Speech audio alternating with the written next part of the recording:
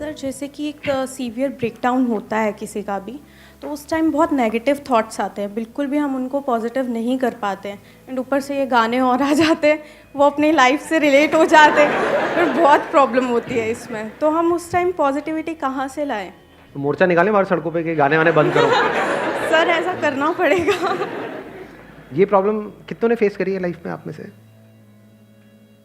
कितनों ने आज तक फेस ही नहीं करी है? उनको पता ही नहीं है इमोशनल ब्रेकडाउन क्या होता है। तो बढ़िया चल रहा है। जिनका बढ़िया चलता है उन्हीं का बेकार होता है। जितना बढ़िया चलता है उतना ही बेकार होता है, याद रखना।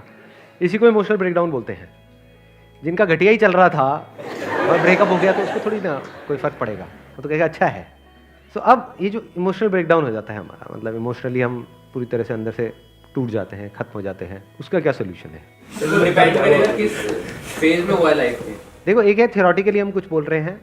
थियोरेटिकली हम क्या बोल सकते हैं कि ऐसा करना चाहिए, वैसा करना चाहिए, वैसा करना चाहिए, बट वही कहते हैं ना कि जिस पे बीतती है उसी को पता लगता है। हाँ, यस सर, है ना? हाँ, क्योंकि दिमाग काम करना बंद कर देता है उस टाइम पे बातें समझ नहीं आ रही होती है, क्योंकि अंदर तक बंदा पूरी तरह से हिल जाता है, बुरा हाल हो जाता है। बिल्कुल ऐसा है जैसे जिसको हम ब्रेकअप बोलते हैं, वो पता है कैसा है? बिल्कुल ऐसा है जैसे आपका कोई बॉडी का पार्ट है, या मान लो नाखून है, उसको कोई प्लास से पकड़े और पकड़ करके खींच दे, तो फिजिकली कितना दर्द होगा? सोचने में दर्द हो रहा सोचने में ही दर्द हो रहा है, तो सोचो अगर एक्चुअल में कोई कर दे तो फिजिकली कितना दर्द होगा? बहुत दर्द होगा। ऐसे ही इमोशनली अगर किसी के साथ में आप बहुत ज़्यादा अटैच्ड हो जाते हो और आपका टाइम बहुत अच्छा चल रहा होता है and you feel as if कि भाई अब तो हम कभी अलग हो ही नहीं सकते, और उससे अलग हो जाओ एकदम से, तो उतना ही दर्द होता है, अंदर तक हालत खराब हो जाती है। कुछ भी समझ नहीं आ रहा होता है कि क्या करें, दिमाग काम करना बंद कर देता है, क्योंकि वो पेन हमारे ऊपर बहुत ज़्यादा हावी हो जाता है। तो अब ऐसी सिचुएशन में क्या करना चाहिए? सर अपने पैशन को फॉलो करो। नहीं सर, वो जैसे पेन से बाहर निकलने के लिए अपने आप को उसे मतलब उसी में रहने की कोशिश करना चाहिए। Sir accept and move on. इसका मैं एक्चुअल में आपको बता देता हूँ सोल्यूशन क्या है। एक है थ्योरेटिकल सोल्यूशन, वो क्या है कि हम अपने आप को मजबूत बनाएं, एक्सेप्टेंस, हम एक्सेप्ट कर लें। ये सब एक्चुअल में सोल्यूशन नहीं है। एक्चुअल में पता है इसका क्या सोल्यूशन है? जब ऐसा कुछ हो रहा हो, जैसे फॉर एग्जांपल मैं आपको अगर अपना एग्जांपल बताऊं क्या होता है, जैसे फॉर एग्जांपल मेरे दांत में मेरे को कोई ट्रीटमेंट कराना है, तो मैं अपने उसको डेंटिस्ट को बोलता हूं कि जो पेन किलर है वो मत लगाओ, I want to observe the pain. तो मैं अपनी चॉइस से उस पेन को एक्सपीरियंस कर रहा हूं, ये देखने के लिए कि मेरी अपनी कैपेबिलिटी क्या है, कितना दर्द मैं सह सकता हूं। तो don't run away from it. ये जो इमोशनली हमारी जो इतनी बुरी हालत है, इमोशनल ब्रेकडाउन है, if you try to suppress it, if you try to divert your attention from it, ये सब काम नहीं करेगा और कॉम्प्लिकेटेड होता चला जाएगा। फेस इट कि देखता हूं मेरी लिमिट क्या है, मेरी थ्रेशोल्ड लिमिट क्या है, मैं कहां तक दर्द को सह सकता हूं या सह सकती हूं। तो वहां से आपको एनर्जी मिल जाएगी। अगर उस लिमिट को आप बढ़ाने के लिए एक्ट करोगे तो just be one with it, मतलब उसके साथ में जुड़ो, उससे भागो मत। मतलब you are feeling bad, just be one with it, मतलब अपने आप को अंदर से बोलो आराम से अकेले में बैठ करके कि देखती हूं मेरे को कितना बुरा लग सकता है, I am not afraid, let me see कि मेरी लिमिट क्या है, मैं कहां तक सह सकती हूं, देखती हूं कि मैं मरती हूं या नहीं मरती हूं बिकॉज ऑफ दिस पेन, देखती हूं ये पेन मेरा क्या करता है, देखती हूं क्या थॉट्स आ सकते हैं मेरे माइंड में, किस लेवल का। रोको मत थॉट्स को, डोंट से कि नहीं मेरे को उसके बारे में नहीं सोचना है, सोचना है। देखती हूं क्या हो सकता है, देखती हूं इसकी अपर लिमिट क्या है, मैक्सिमम कहां तक जाती है। तो once you start pushing your limits, अब आप देखते हो तो कोई बड़ी बात नहीं है, आपको ये रियलाइज हो जाए अंदर से कि ये सब जो साइकोलॉजिकल लेवल पे जो होता है ना, एक है फिजिकल पेन जिसकी मैंने बात करी वो नाखून वाले की, उसमें तो एक्चुअल में दर्द होता है। ये जो साइकोलॉजिकल पेन है, this is subjective, this is not objective. दोनों में फर्क है। मतलब ऑब्जेक्टिव क्या है कि अगर नाखून किसी का भी उखड़ेगा तो उसको सबको दर्द होगा, कोई भी ऐसा नहीं है जिसको दर्द नहीं होगा।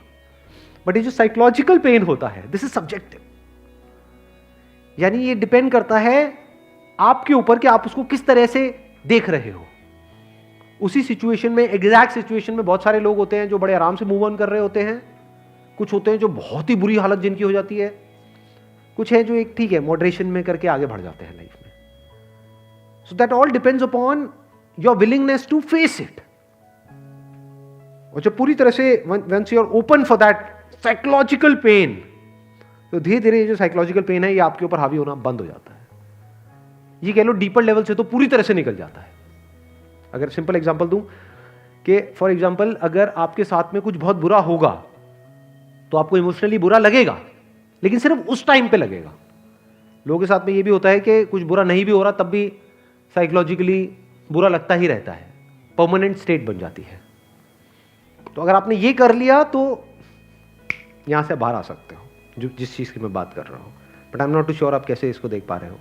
यानी अकेले में बैठ करके just gather up all your courage and say to yourself, let me see कि मेरी अपर लिमिट क्या है, मैं कहां तक बियर कर सकती हूं, मैं कहां तक बियर कर सकता हूं।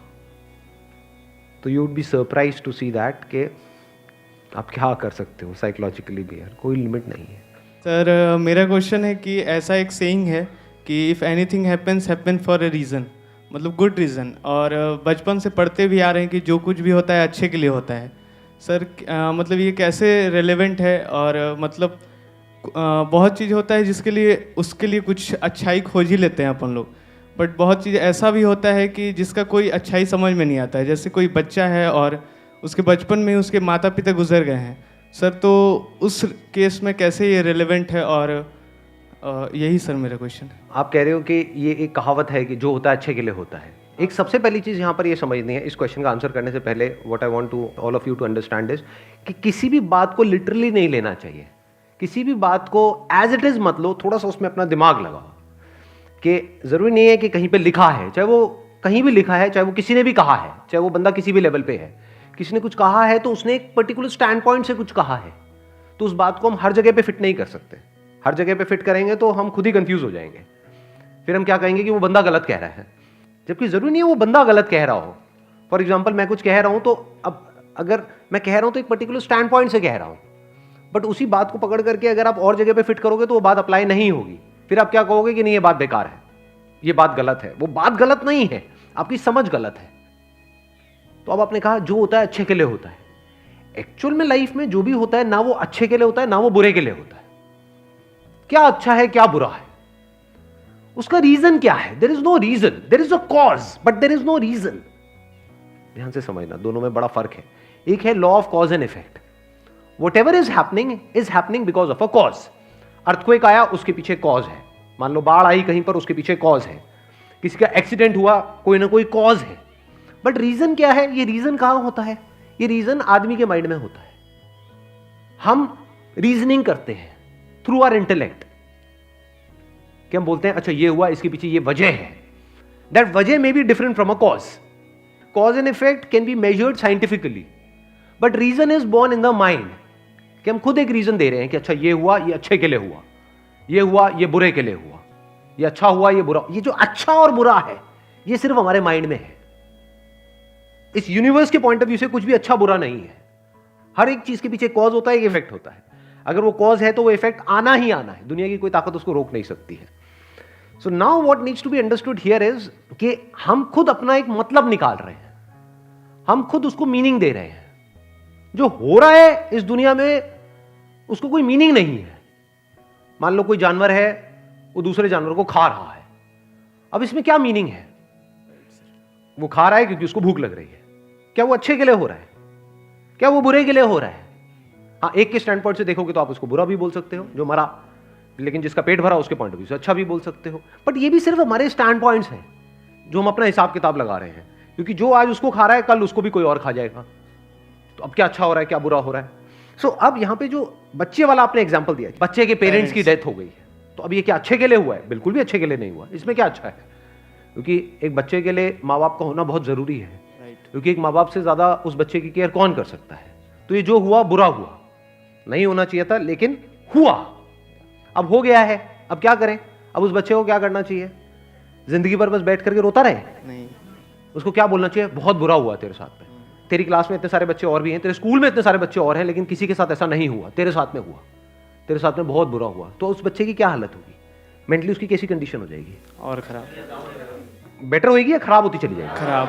और खराब होती चली जाएगी। दूसरी तरफ से अगर हम उस बच्चे को बोले कि देख जो तेरे साथ में हुआ वो अच्छा नहीं हुआ, लेकिन पास्ट में ऐसा और भी लोगों के साथ में हुआ था, जब हुआ उस वक्त बहुत बुरा लगा, लेकिन ये होने की वजह से देख आज वो बच्चे उन्होंने लाइफ में क्या क्या किया। मान लो ये है, ये है, ये है, ऐसे 10 लोग हैं, देख उन्होंने क्या किया। तो वो कर सकते हैं तो तू भी कर सकता है। अब क्या हो रहा है यहाँ पे हम क्या कर रहे हैं? इंस्पायर कर रहे हैं। उस बच्चे को एम्पावर कर रहे हैं। तो this statement can be used for empowering the other person. Actual में अगर आप इसका मीनिंग ढूंढोगे तो कोई मीनिंग नहीं है। जैसे मैं बोलता रहता हूं आसान है, तो क्या आसान है? इस दुनिया में कुछ भी आसान नहीं है, समझे? But this is just a way to empower you guys. कि भाई बोलते रहोगे मुश्किल है मुश्किल है मुश्किल है, तो थोड़ी देर बाद बोलने लगे होगे नामुमकिन है, मैं कुछ नहीं कर सकता, कुछ नहीं कर सकता, पड़े रहो गुमसांड की तरह कहीं पर साइड में। लेकिन अगर आप अपने आप को बोलोगे नहीं नहीं आसान है, मैं कर सकता हूँ कर सकता हूँ, तो धीरे धीरे धीरे एक बिलीफ अंदर पैदा होने लग जाता है। लगता है कि हाँ शायद मैं भी कर सकता हूँ। एक्चुअल में दोनों ही बात बकवास है, ना कुछ मुश्किल है ना कुछ आसान है, ऐसे ना कुछ अच्छा है ना कुछ बुरा है। ये मीनिंग है जो हम उस सिचुएशन को दे रहे हैं। अगर हम बोलते हैं कि जो हुआ अच्छे के लिए हुआ, तो शायद हमारा दिमाग उसकी एक ऐसी साइड को देख ले जहां से हमको कुछ एनर्जी मिले। क्लियर है? Yes sir. सर मेरा क्वेश्चन ये है कि कभी कभी हम लाइफ में ऐसी मिस्टेक कर देते हैं कि जिसके ऊपर हम खुद ही रिग्रेट करते रहते हैं। बाहर वाले लोग तो हमें बोलते ही हैं कि हाँ तुमने ये गलती कर दी, और कभी कभार कुछ गलतियाँ ऐसी होती हैं जो हम शेयर भी नहीं कर सकते और हमने खुद ही वो गलती करी होती है और हम खुद ही के ऊपर वो रिग्रेट कर रहे होते हैं। तो हमें उससे ओवरकम करने के लिए क्या करना चाहिए? ये रिग्रेट अच्छा है, ये होना भी चाहिए। ये किसको होता है? जो अच्छा इंसान होता है। अच्छे इंसान की अब क्या डेफिनेशन है? अभी थोड़ी देर पहले मैंने क्या कहा था? अच्छा बुरा कुछ नहीं होता है। ये हम है जो एक मीनिंग दे रहे हैं। अच्छा मतलब वो जो इस सोसाइटी के लिए अच्छा है, औरों के लिए अच्छा है। मान लो कोई अगर पी करके गाड़ी चला रहे तो उसको क्या कहोगे? क्या वो अच्छा इंसान है बुरा इंसान है? बुरा इंसान है, क्योंकि वो औरों के लिए भी बुरा है। उसको तो अच्छा नहीं कह सकते ना। हाँ, बट कोई अगर ढंग से ड्राइव कर रहा है, कोई सामने से जा रहा है, रोड क्रॉस कर रहा है तो देख रहा है, रुक रहा है, उसको जाने का मौका दे रहा है, तो उसको आप अच्छा इंसान बोल सकते हो। तो पहले इस अच्छे बुरे की डेफिनेशन को हमको क्लियर करना है, ठीक है ना? तो अब आता है कि ये रिग्रेट किसको होता है। बहुत लोग हैं जो बहुत उल्टे सीधे काम करते हैं इस दुनिया में, पता नहीं किस किस लेवल के काम करते हैं जो हमको बोलने में ही शर्म आ जाए। उनको कोई रिग्रेट नहीं होता है। क्यों नहीं होता उनको रिग्रेट? हाँ, और इंसान एक्चुअल में अच्छा बुरा नहीं होता है। ध्यान से समझना, क्यों नहीं होता उनको रिग्रेट? जिनको बोलते हैं बिल्कुल हार्डकोर क्रिमिनल्स, जैसे आप ये सारे सीरियल्स में देखते हो, ये सीरियल्स नहीं आते आजकल, क्राइम पेट्रोल, सावधान इंडिया। 4 साल पहले देखा था, छोड़ दिया। अच्छा, उसमें आए तो नहीं ना आप? तो अब बुरा इंसान क्या कोई माँ के पेट से निकलता है कि वो बुरा पैदा हो गया, वो अच्छा पैदा हो गया? ऐसा होता है क्या हुआ? उसने कभी ना कभी कोई ना कोई गलती करी, लेकिन उसके अंदर रिग्रेट नहीं हुआ वो गलती करने के बाद में, या रिग्रेट हुआ भी तो हल्का फुल्का हुआ। उसके बाद में वो आगे और सिचुएशन बिगड़ती चली गई। आज उसकी हालत ऐसी हो गई, बिल्कुल पत्थर का दिल हो गया उसका। वो कुछ भी कर दे उसको कोई रिग्रेट नहीं होता है। So all I can say is ये रिग्रेट होना अच्छा है। तो डोंट टेक इट नेगेटिवली, क्योंकि इस क्वेश्चन का एक आंसर ये भी हो सकता है मैं आपको कहूं कि नहीं रिग्रेट नहीं होना चाहिए, मूव ऑन इन लाइफ, ये वो। But if you start moving on, अगर आप कुछ गलत करोगे किसी के साथ में, रिग्रेट तभी हो रहा है जो आप किसी को बता तक नहीं सकते कि आपकी एक्चुअल में गलती है, तभी रिग्रेट हो रहा है ना, कि आपको पता था कि ये नहीं करना चाहिए लेकिन गलती हो गई और आपको रिग्रेट हो रहा है, तो ये अच्छा है। This is a sign that you are a good human being, you are good at heart.